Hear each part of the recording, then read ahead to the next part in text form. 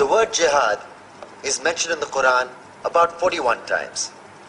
The words mercy, peace, and compassion are mentioned about 355 times. Yes, come in. Come on in, Riaz. Sit down, please. Contrary to popular belief in most Western cultures, Islam is a religion that preaches peace and tolerance. Yes, Patricia.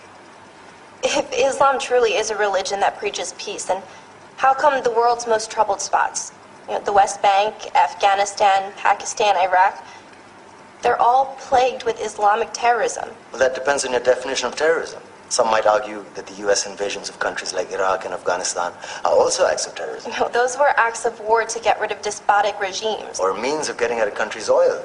Conspiracy theories. Well, May I? Yes, please. Go ahead, Riaz.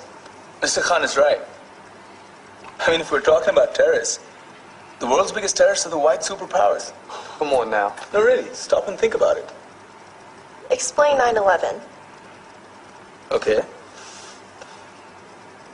Do you know how many people died in the Twin Towers strike? Around 3,000. And do you have any idea how many people died in the bombing of Afghanistan? Take a wild guess. More than 15,000 people died. And that's just conservative figures. About 50,000 tons of explosives were dropped on innocent civilians. Men, women, children. Yeah, but that was because of the Taliban. Now that you brought it up, did you know that the Taliban was a creation of the CIA to fight the Russians? Whatever. They were still harboring terrorists. Yeah, right. Terrorists that were never found. Just like the weapons of mass destruction that were never found in Iraq. Do you want to get into the death toll in Iraq? 500,000 civilians and counting. And what do Britain and America say when they don't find these weapons? It's simple.